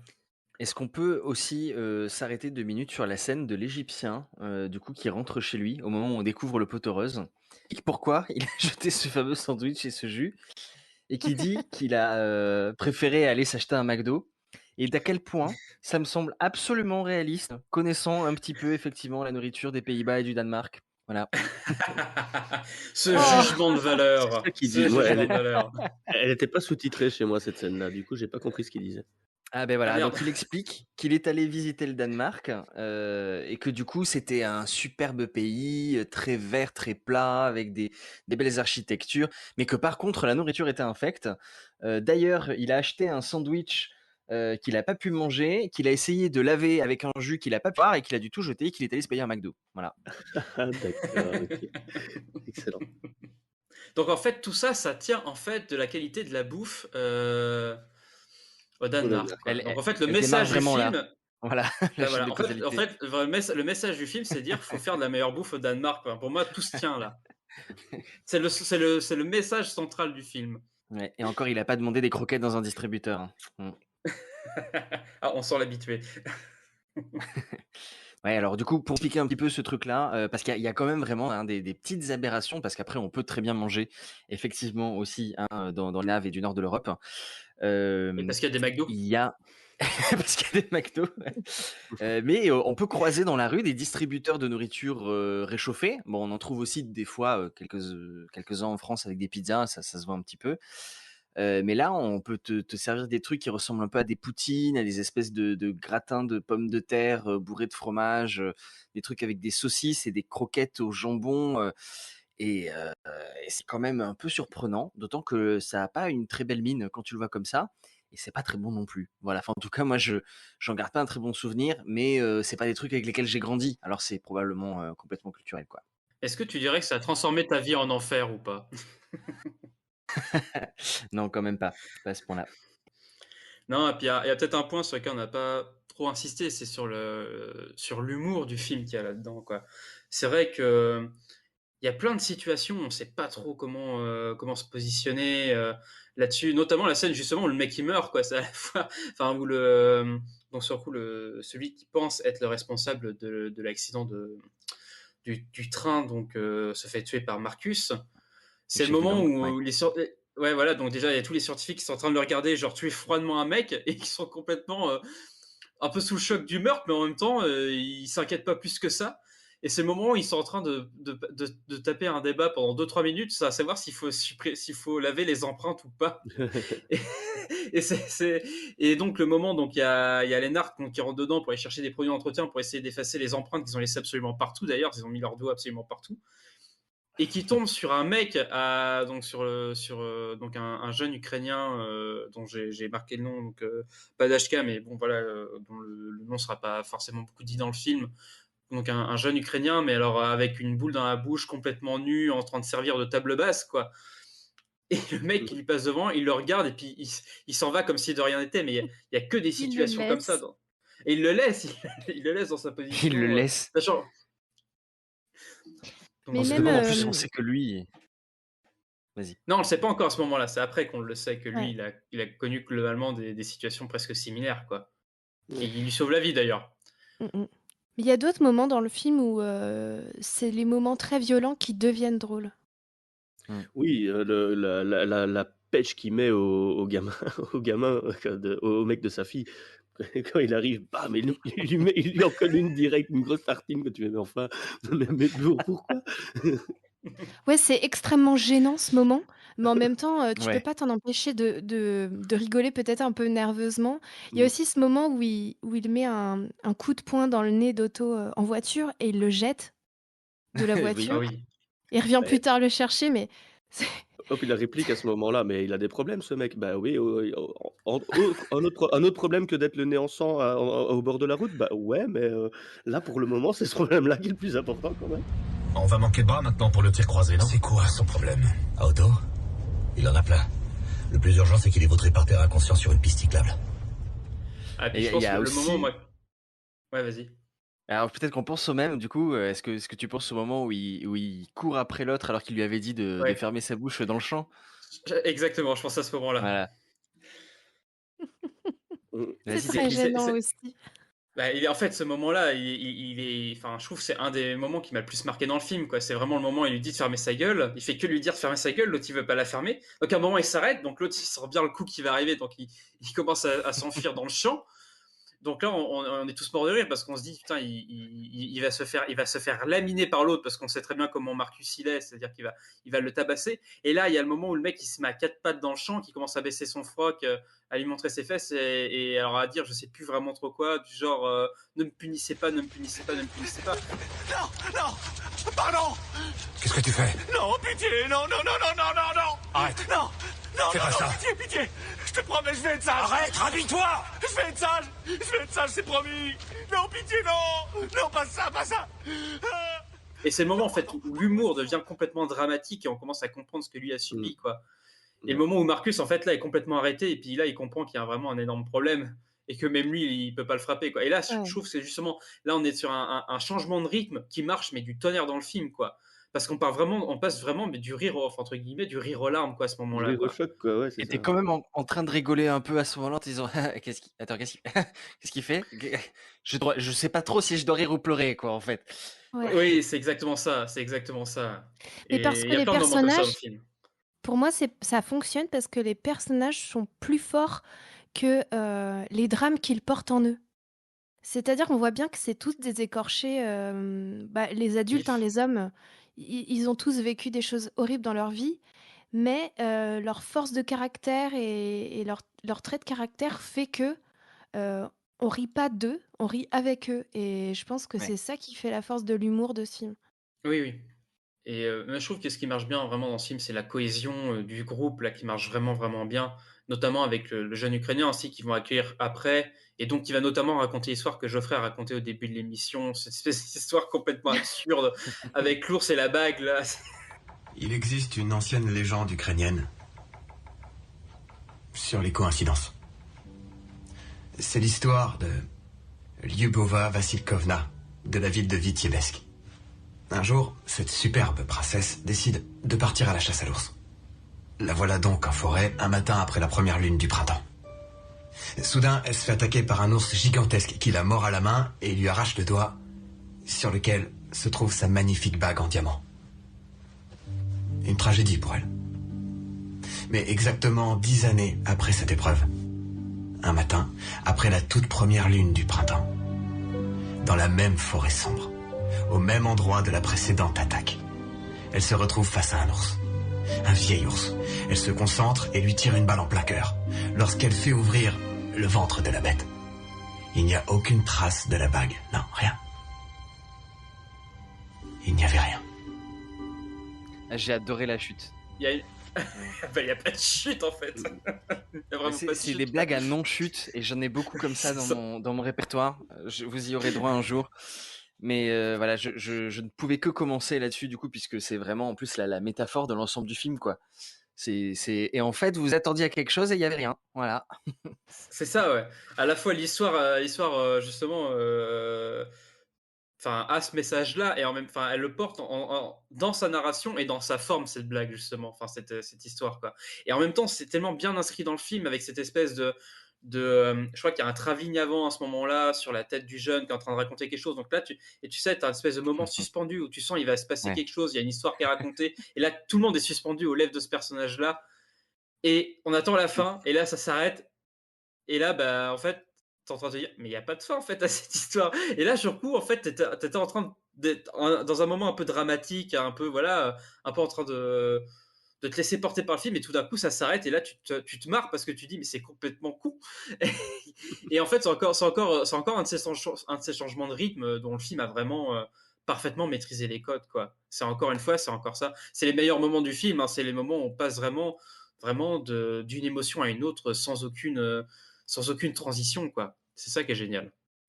Il est très beau ce moment-là, de ce jeune garçon qui raconte cette légende, parce que souvent, quand il y a un personnage d'esclave sexuel comme ça dans les comédies, parce que ça arrive dans les comédies qu'il y ait des personnages comme ça, ils sont un peu aigris, ils sont un peu dans le coin, etc. Et lui, c'est le plus sage en fait de tous. Ce jeune garçon, il est là, il passe l'aspirateur, il est trop mignon. Et il dit ça, paf, comme ça, au bon moment, comme ça. Et c'est lui qui est le plus raisonné et qui raisonne finalement un peu les autres. Et J'ai trouvé d'ailleurs, ça ça super beau. sort de nulle part parce que On ne sait pas si en fait, a priori non, ils ont pas raconté l'histoire quand même à Mathilde et tout ça. Elle est pas au courant à ce moment-là qu'en fait ils sont en train de mener leur vendetta dans leur coin. Donc ça passe comme une lettre à la poste, alors qu'il n'y a aucune raison pour qu'à ce moment-là, lui, il raconte l'histoire devant tout le monde alors que Mathilde est présente, hein, si je dis Mm. bêtise. Oui, et puis même lui, je pense qu'il la raconte pas pour ça, il la raconte juste comme ça en fait. Dans la narration du film, il raconte juste une histoire parce qu'il a envie de raconter une histoire. C'est pas forcément parce que ça a un sens avec ce que les autres vivent à côté. Parce que je suis même Ah pas bah, sûr que lui, il soit au courant. ah mais si, et pour moi, il le dit pour un but précis, hein. Parce qu'il Bah, voit que les autres partent dans le n'importe quoi pour se venger. Et moi, je pense qu'il dit cette histoire parce que il veut montrer quelque chose. ah ouais. Ah non, moi je pense, enfin vraiment, moi tel que j'ai vu le film, je l'ai vraiment vu raconter cette histoire-là, complètement détaché du truc. Donc dans le sens de dans la narration du film, dans comment le film est construit, ça a du sens. Mais je pense qu'au niveau de la diégèse, donc à l'intérieur du film, à l'intérieur de l'histoire du film, lui il la raconte sans forcément penser à quelque chose de particulier parce qu'il connaît pas forcément la situation. À mon avis, lui il subit beaucoup plus la situation qui n'est capable de l'analyser réellement. Je pense qu'il comprend pas vraiment ce que les autres sont en train de faire, il est pas vraiment dans leur plan. Lui, il est toujours dans la maison, il est jamais dans la grange, parce que c'est dans la grange que se préparent les coups et que tout ce qui a Mm. trait à la mission est discuté. Et surtout pas dans la maison, parce que la maison, bah, c'est l'espace justement où il y a le jeune, et notamment où il y a la fille aussi, qui pourrait être au courant. Donc, ils discutent de ça que dans la grange. Et donc, à mon avis, la maison, c'est vraiment l'espace qui est pas du tout, qui est totalement décorrélé de ce milieu-là de la vengeance. Et lui, il n'est pas du tout au courant de ça, à mon sens, hein. Moi, c'est comme ça que j'ai lu personnellement. Et donc, en fait, lui, il raconte cette histoire-là juste parce qu'il a envie de raconter une légende ukrainienne, peut-être pour parler un peu de ses origines, etc. Mais en vrai, pour lui, ça n'a aucune résonance avec avec ce que les autres y font. Mais par contre, dans le film, ça en a une énorme, ça, on est d'accord.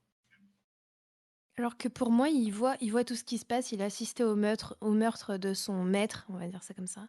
Euh, il sait ce qu'ils font, Lennart, il lui parle, etc. Ouais, Euh, ouais, moi, je pour serais moi, plutôt il est de au la vie courant, hein. d'Adeline aussi. Je serais plutôt de la vie d'Adeline aussi. Mm. Allez savoir. En tout cas, je pense qu'on a bien fait le tour de la complexité du film, non? Oui, je pense qu'il y aura encore pas mal de choses à dire, mais après, on va pas pouvoir en dire plus. Enfin, bon, oui, non, c'est vrai qu'on a déjà pas mal fait le tour en vérité. Ouais, ouais. Mais il y a une Alors belle c'est... évolution hein, dans le personnage de Mads Mikkelsen aussi, qui est au départ vraiment asocial, il n'a plus aucune connexion avec personne, et il a même plus d'empathie pour sa fille, qui vient de perdre sa mère aussi, parce que lui, il a perdu sa femme, mais sa fille a perdu sa mère. Et quand elle lui dit qu'elle n'arrive pas à dormir, il lui dit bah, compte les moutons, enfin, mais on est où, quoi? Et donc, du coup, on comprend, enfin, il y a une évolution, il va commencer à s'ouvrir aussi aux autres, aux hommes petit à petit autour de lui, à comprendre, même à la fin, voilà. Donc non, c'est chouette, quoi. Oui, et puis là, je trouve que le film est bien construit parce que j'ai l'impression que c'est un film où la vie reprend en fait. Mm. C'est-à-dire que c'est la maison telle qu'elle est représentée quand lui il est dedans, j'ai l'impression que c'est une lumière, enfin, de ce que j'ai souvenir, c'est assez vide, c'est assez froid, il est dans cette espèce de maison tout seul, attablé à la table avec sa bière, même avec ses 10 bières devant lui, etc. Il n'a aucun rapport avec sa fille. Au fur et à mesure du film, au fur et à mesure que les mecs débarquent, ça va se transformer en une espèce de maison familiale où tout le monde fait un peu la cuisine. Ça ressemble après à la fin à une espèce d'auberge espagnole où tout le monde est autour de la table. T'as l'impression d'être vraiment comme à la fin. T'as le repas de Noël à la fin, mais t'as même le repas avant où va se passer la fusillade finale, où t'as une espèce de grand repas où t'as l'impression d'être un repas de famille, quoi. Mhm. Et t'as l'impression qu'ils se retrouvent tous en fait un peu dans cette famille là. Je trouve ça assez touchant, quoi. Vraiment le rapport entre les différents personnages est très très touchant. Ils sont tous à la fois seuls face à leurs problèmes, mais ils sont aussi tous ensemble à lutter. Et c'est ça qui est beau, c'est espèce d'aspect très solidaire en fait qu'il y a entre eux, quoi. Malgré les prises de bec qu'il peut y avoir, quoi. Mhm. Ouais. Mais c'est vrai que ce personnage de Marcus, il est intéressant parce qu'au final, c'est lui qui a le plus d'esprit critique au début du film. Il interdit carrément à sa fille de croire Mon Dieu. bêtement en une certaine religion. Et au final, c'est le premier à tomber dans une théorie foireuse. Et c'est pour ça qu'il pète un peu les plombs à un moment donné quand il apprend qu'ils avaient tort sur leur théorie. Et donc, c'est vraiment un personnage complexe et touchant qui passe avec des émotions. Ouais. Ah ouais, je suis d'accord avec toi, hein. C'est en ça que j'ai trouvé aussi que le film, du coup, invitait à l'autocritique pour les sceptiques qui le regarderaient et que je pense que Anders Thomas Jensen n'est pas étranger au mouvement sceptique parce que il y a ce côté-là, effectivement, où tu sens qu'ils le sont déjà un petit peu et qu'en fait, ils tombent aussi quand même dans les mêmes erreurs. Et que d'ailleurs, il y en a, c'est Lénard qui dira, je crois, mais pourquoi est-ce que t'empêches ta fille de croire en Dieu si elle en a envie et que ça lui permet de tirer du sens de la mort de sa mère, en fait, en l'occurrence, c'est peut-être ça qui est le plus bénéfique pour elle, en fait, quoi. Et que donc, il n'y a pas forcément toujours des raisons d'être radical dans un scepticisme, comment dire, forcené. Non, c'est pas le bon terme, mais vous voyez, d'être toujours, de croire que ne pas croire est forcément toujours la meilleure solution. Mhm. Il y a l'inverse aussi, hein. Il y a aussi le fait que ben il faut pas forcément trop croire en ces théories, quoi. On peut se planter. Et donc ça invite à se dire parfois peut-être que c'est bon de laisser croire ou de croire, mais trop de certitude c'est pas bien non plus, quoi. Absolument. Absolument. Ouais. C'est ça. Place au doute, ouais. Ouais. Et au doute méthodique. Ouais, et puis ça rappelle aussi, c'est un peu le thème aussi de l'orphelinat, ce truc de le moment de fragilité est un moment où, évidemment, c'est là où on va se laisser happer par des croyances, par des théories, que si on avait tout notre esprit, peut-être qu'on tomberait pas dedans. Mais les moments de fragilité, on est humain, font que parfois c'est plus apaisant de croire en certains trucs pour digérer. Et je trouve que c'est ça, les meilleurs films sceptiques, c'est ceux qui arrivent à rajouter, entre guillemets, toujours un peu d'humanité dans cette méthodologie, finalement. D'essayer de comprendre que la méthodologie sceptique ne peut pas être totalement décorrélée aussi de son aspect humain et de l'aspect, en tout cas aussi de la croyance, que la croyance a un impact sur nous parce que nous sommes des êtres humains, comme tu disais Aline, parce qu'on a des phases de fragilité, parce qu'aussi on a tous besoin à un moment donné d'avoir un sens et que ce sens-là, il faut qu'on le trouve quelque part. Et puis là, c'était un peu ce que disait aussi le personnage du copain de la fille de Marcus, c'est-à-dire que pour lui, selon sa théorie ou la théorie de sa mère qui est psychologue, c'est-à-dire qu'on va chercher du sens dans son travail et que donc sur coup, forcément, parce qu'il est militaire, lui va chercher plutôt du sens dans la violence ou à s'exprimer par la violence, finalement, ce qui est plutôt vrai pour le coup. Il parle de la méthode qu'on utilise pour résoudre nos conflits. Voilà, en comparant, il disait que les athlètes avaient tendance à être plus compétitifs. Je ne sais plus quel autre exemple. Et après, il dit ouais, mais ça marche pas avec les boulangers, c'est ce genre de modèle. Oui, c'est ça. Ouais, mais il est marrant aussi ce personnage. Je crois que c'est Sirius qui s'appelle parce qu'il voit que le Marcus part avec des soi-disant psychologues et sa fille, enfin sa copine, elle se pose des questions. Mathilde, qu'est-ce qu'ils font? C'est pas très académique leur méthode de psychologie. Et lui, il répond, oui, non, mais ça doit être une certaine méthode. Et puis, peu importe la méthode, l'important c'est le résultat. L'important c'est qu'ils aillent mieux, donc c'est pas très grave. Quoi? Crois bien, toi. Non, jamais tu pousses un foiré, mais croyons-moi ça. Mon matos, c'est loin d'être de la merde. Il y a quand même un truc qui cloche. Je vais te foutre ma main sur la gueule. Allons, c'est pas des choses à faire, voyons voir. Non, Mathilde, ça marche. Regarde, ton père interagit.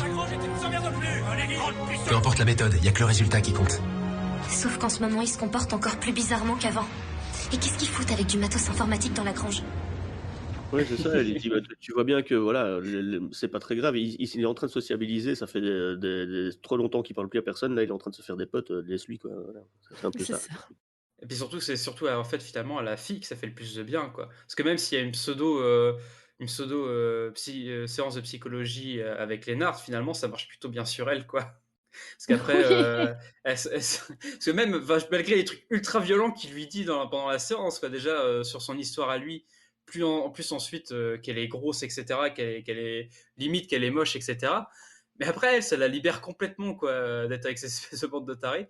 Et c'est assez drôle de voir, ouais, comment en fait, finalement, voilà, la vie reprend dans cette maison grâce à cette espèce d'alchimie qui se passe entre tous ces Mm. personnages, pour le coup. Sirius, il dit que c'est du classique TCC, thérapie cognitivo-comportementale. Et je me suis demandé si c'était vraiment le cas ou si en fait, lui, chaque fois qu'il validait un truc de psycho, que l'autre était trop ravi de confier en disant oui, oui, c'est exactement ça parce que ça lui donnait du crédit. Est-ce que en fait c'est complètement faux ou pas? Je m'y connais pas assez, mais j'aurais bien aimé savoir quand même. Ouais, moi, je m'y connais pas du tout non plus, mais je l'ai plus pris comme ça, quoi. C'est pour faire genre. Ouais, mais je m'y connais aussi, t'inquiète. Oui, oui. Puis il y a une autre thérapie, c'est une thérapie par le jeu de rôle et par le mouvement. Il y a un truc comme ça aussi qui sort un Oui, moment non, où, au moment où ils se tapent limite dessus, les mecs, quoi. Ouais. non, mais c'est une exagération, bien sûr, de certaines méthodes en psychologie. C'est une critique pour se moquer un peu de certaines thérapies qui peuvent, voilà, qui soit sont des dérives de la psychologie, donc qui sont pas du tout des thérapies conventionnelles, euh, qui peuvent être héritées de la psychanalyse. Voilà, donc c'est pour se moquer un peu de tout ce monde-là aussi. Ça fait pas de mal. Ouais. Mais Ou en tout pourtant, cas pour le ne pas film. le prendre trop au sérieux non plus, voilà. Ouais, voilà. Parce que pourtant, le Non. film prend bien au sérieux la psychologie, hein, parce que pendant tout le film, ils disent à Marcus, faut que tu consultes, faut absolument que tu vois un psychologue. Les psychologues sont montrés comme, quand même, pendant tout le film, comme les gens qui peuvent aider justement à aller mieux, quoi. Même si, effectivement, il y a des contre-arguments là-dessus, donc effectivement, cette espèce de moquerie sur certaines thérapies qui sont utilisées, ou le fait que bah, l'autre a consulté 25 psychologues, et finalement, est-ce qu'il va vraiment mieux? Et même lui, il ne sait pas répondre à la question, quoi. Mais ils sont tous d'accord pour dire que Marcus devrait consulter de toute façon. Ouais. Mais sur les thérapies, il en existe tellement de sortes différentes. Euh, je sais même pas si les scientifiques ont vraiment pu faire la liste de toutes ces thérapies pour savoir si elles étaient viables ou pas, quoi. Il y a Mhm. Ah beaucoup trop ben, de thérapies qui existent, donc ça c'est sûr. Mais bon, après, de toute façon, en psychologie, il y a quand même des moyens de mesure, hein. Je dis ça pour le public. Si vous devez consulter, allez-y en vous disant et en ayant la certitude qu'il est possible de vérifier en fonction de la thérapie, si celle-ci a déjà montré des signes ou des preuves carrément d'efficacité, puisque ce sont des choses qui sont mesurables. Donc quand elles sont dans le paysage depuis suffisamment longtemps et qu'elles sont a fortiori souvent couronnées d'un diplôme d'État, c'est qu'on considère, et remboursées, c'est qu'on considère qu'elles ont fait leurs preuves, au moins dans une certaine mesure. Voilà. À noter que chacun de ces éléments pris séparément n'est pas forcément gage de sécurité, mais tous ensemble, c'est déjà un petit peu plus safe. D'ailleurs, en parlant de ça, moi j'ai l'impression que le système danois est beaucoup plus avancé qu'en France sur la gestion du deuil, parce que là, on leur propose Mm. des psychologues qui viennent chez eux. Il y a psychologues pour enfants, psychologues pour les adultes et tout. Il n'y a pas De ça en crise, France, quoi. Ouais, il précise, ouais. Mais c'est... c'est parce qu'ils ont été dans un accident public, alors je me demande si c'est ce cas Ah particulier-là. oui, Est-ce que ce serait peut-être. pareil en France ou pas? Je sais pas. Ah oui, parce que quand tu as c'est des cellules de soutien psychologique, tu en as tout le temps quand il y a des accidents, même en France. Si c'est des accidents interpersonnels ou il faut que ce soit des accidents importants? Parce que là, il y a quand même beaucoup, beaucoup de blessés, 11 morts, Oui, et tu c'est sais, dans une rame de métro. à chaque fois il y a des attentats, à chaque fois qu'il y a des accidents, il y a toujours des Oui. cellules psychologiques qui sont mises en place en France. Généralement, c'est toujours annoncé, hein. Après, je Mmh. suis pas sûre qu'en France, ils se déplacent chez les victimes, à deux. Oui, ça Pas Ah sûre m'étonnerait. bah qu'il y alors ait les ça, moyens en France de faire ça, hein. je peux pas dire là-dessus. Mais autrement, ils ont qu'à aller Voilà. consulter des mathématiciens fous et puis ou des informaticiens. Ça marche apparemment aussi bien. Il y avait juste une remarque peut-être avant de conclure l'émission, enfin vous donner peut-être un mot de la fin. J'ai envie de dire que c'est drôle parce qu'en fait, plus on avance un peu dans le corpus de films, et plus je me dis que là on est en train de traiter de films en fait qui traitent plus ou moins souvent de la mort. Je sais pas si vous vous en rendez compte, mais entre l'orphelinat, The Man from Earth, Jésus l'enquête et donc là aujourd'hui Riders of Justice. on a toujours des films qui ont plus ou moins des liens avec la mort, soit de personnages, soit de proches de personnages, qui en fait sans cesse soit poussent au doute ou soit poussent à la croyance. Je sais pas si ça vous C'est vrai, a. c'est pas faux. Mais c'est peut-être aussi quelque part que l'origine de la croyance, c'est peut-être aussi la question ultime, la mort, quoi. Qu'est-ce qu'il y a derrière tout ça? Et, euh, en tout cas, moi, je sais que quand j'étais croyant, quand j'ai grandi dans la religion catholique, et c'est vrai que l'idée d'un paradis, l'idée d'une réponse à qu'est-ce qu'il y a après, c'était le truc principal qui faisait que bah, enfin voilà, j'y croyais, quoi, en fait. Moi, je pense Et pour surtout moi, que c'est Vivien nous fait logique, un ouais. bon gros biais de confirmation. C'est Pour possible aussi, hein. Je pourrais plaider facilement coupable, mais bah, après, non, j'essaie de faire des corrélations dans notre corpus, essayer de voir il y a des thèmes aussi qui peuvent ressortir, et je trouve que le thème de la mort est un thème qui ressort assez souvent. Dans Jésus l'enquête, on a quand même donc la mort du père du personnage qui va vachement l'influencer sur comment est-ce qu'il va tomber dans la croyance. Euh, c'est tout aussi l'argumentaire aussi, enfin pas l'argumentaire, mais ce qui va obnubiler le psychologue dans The Man from Earth sur comment en fait est-ce qu'il va accepter, comment est-ce qu'il peut accepter l'idée que quelqu'un vive 100 000 ans alors que lui il est à deux doigts de mourir, surtout que sa femme est morte il y a quelques jours. Et donc, comment est-ce qu'il peut supporter cette idée-là? Enfin, voilà, ça a toujours trait finalement à la mort à un moment donné ou à un autre. Par contre, effectivement, il y a des films du corpus qui sortent de ça, hein. Opération Lune, il n'y a pas du tout de question de vie ou de mort. Dans Yeti et compagnie, sauf si on extrapole vraiment énormément, c'est pas vraiment une question non plus qui est posée, c'est plus la question de la sécurité qui est posée, on va dire, dans Yeti et compagnie. Dans l'orphelinat, effectivement, toujours aussi cette question.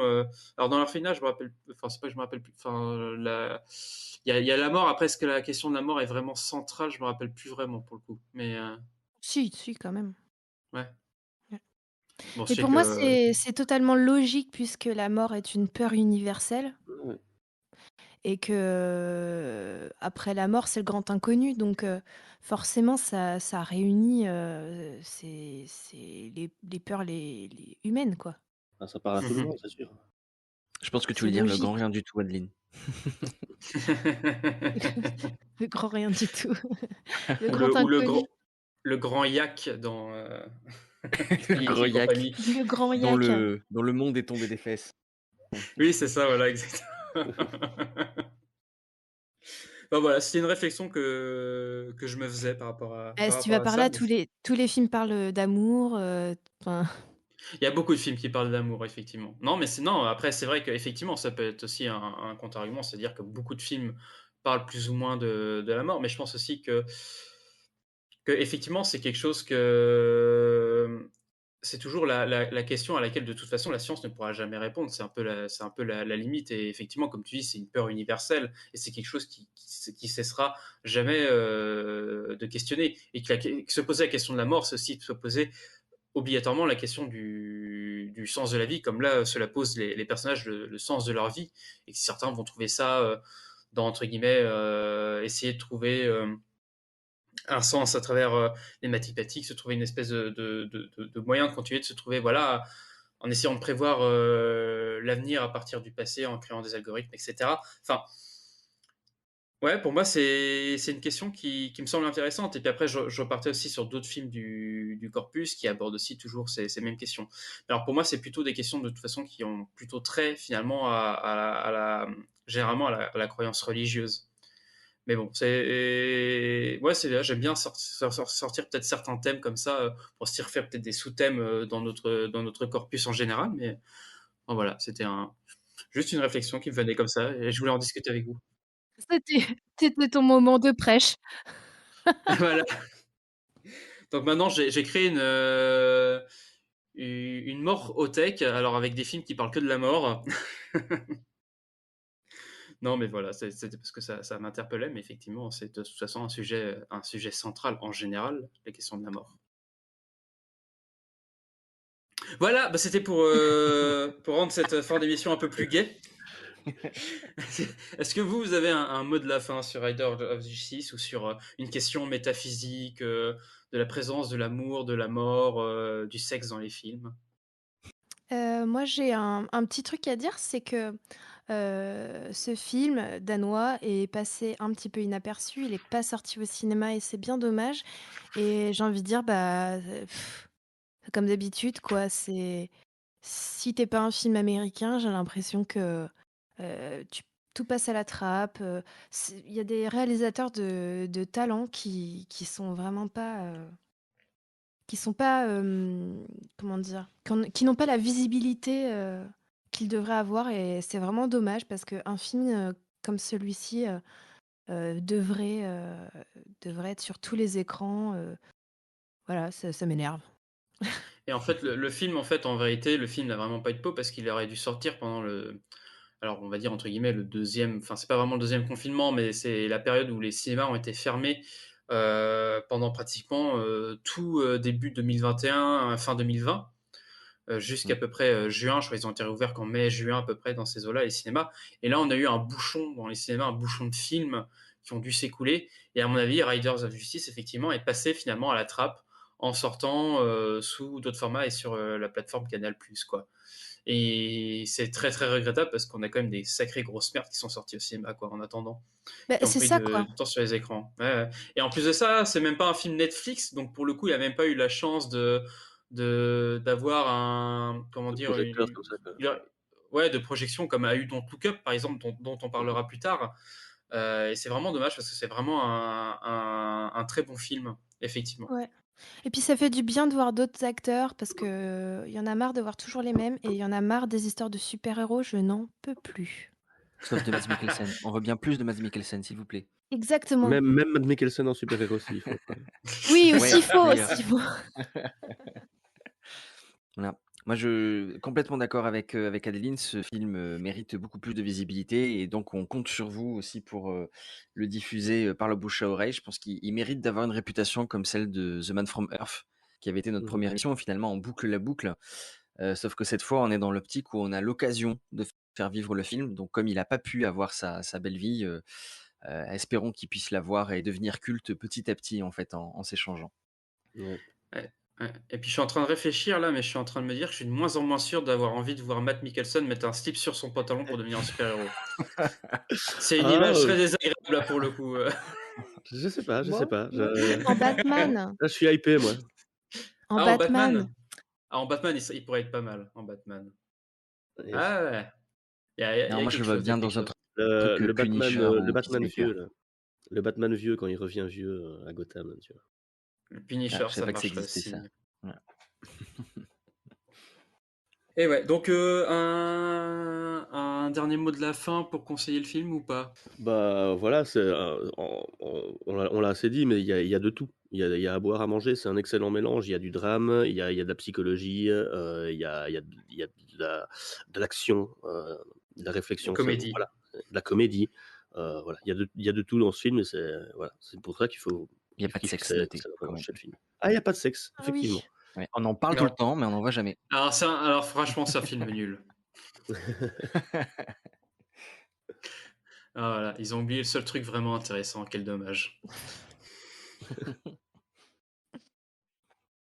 Ok, bon ben je passe à la clôture de cette émission pour le coup. Merci, je vais commencer par remercier nos auditeurs. Merci d'avoir suivi cette émission, on espère qu'elle vous a plu.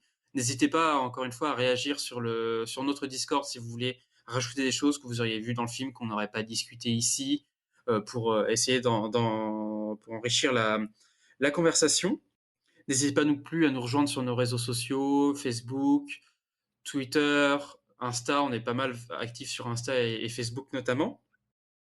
Et n'oubliez pas aussi, si jamais vous avez envie de nous soutenir, on a une page Tipeee, on a un Hello Asso, etc. Vous pouvez nous suivre aussi sur Castopod. Et je voulais remercier aussi nos 3 chroniqueurs du jour. Merci Geoffrey d'avoir été là pour nous parler de Rider of Justice. Et puis encore merci d'avoir insisté pour qu'on en discute. Avec plaisir, content de vous le faire découvrir. C'est avec plaisir qu'on l'a découvert, n'est-ce pas Adeline? Oui, merci parce que je suis contente d'avoir repensé à ce réalisateur et j'ai hâte de voir tous ses autres films. Et franchement, ça nous change de Jésus l'enquête. On avait besoin d'un bon film après ça, quoi. Oui, si, c'est vrai, on a eu le retour de Martin Guerre entre les deux, quand même, qui était pas mal aussi. Et puis, bah, pour le coup, donc merci Adeline, et puis merci à toi, Trotsky, d'avoir été avec nous aussi, d'avoir regardé le film à la dernière minute pour pouvoir nous rejoindre. Bah ouais, justement, je trouve ça un peu dommage. J'aurais bien voulu préparer un peu mieux et réfléchir, et avoir le temps de réfléchir un petit peu plus. Mais voilà, j'ai beaucoup aimé le film. Et finalement, c'est bien aussi d'avoir différents points de vue. Tu vois, moi, j'ai vu il y a 2 jours pour la première fois. Geoffrey, ça fait un moment qu'il l'a vu aussi. Donc comme ça, on a aussi des points de vue différents par rapport à notre distance sur le film et ça dit des choses différentes. Donc c'est tout aussi intéressant, t'inquiète pas. Voilà, exactement. Il y a ceux qui sont sceptiques et ceux qui sont encore dans l'émotion juste après le film, tu vois. Ouais. Parce qu'on sait très bien que émotion et rationalisme ne peuvent pas fonctionner ensemble. C'était une boutade, en cas où. Je précise quand même. On avait compris. Non, mais je préfère préciser quand même au cas où, parce que ce serait quand même vachement ironique après un film comme on l'a présenté, quoi. Ouais. Et puis donc je voudrais te remercier une deuxième fois, Trotsky, parce que c'est toi surtout qui va faire le montage de cette émission pour que ça puisse être présenté sur les différentes plateformes de podcast. Et donc voilà, c'est ainsi que notre émission touche à sa fin. N'oubliez pas d'aller au cinéma tout en restant sceptique. Restons ciné-sceptiques. Ciao, ciao. À bientôt. Ciao. Salut. Tu n'as pas vu ce qui était, Jeanne. Tu as vu ce que tu voulais voir. Comment peut-on être absolument sûr de quoi que ce soit? J'ai vu des médiums avec des boules de cristal, des cartomanciennes, des hypnotiseurs. Les théâtres font salle comble avec les énergies occultes. Tant que personne ne m'a prouvé que j'ai tort, ça n'existe pas. Cinétique, le podcast cinéma et scepticisme.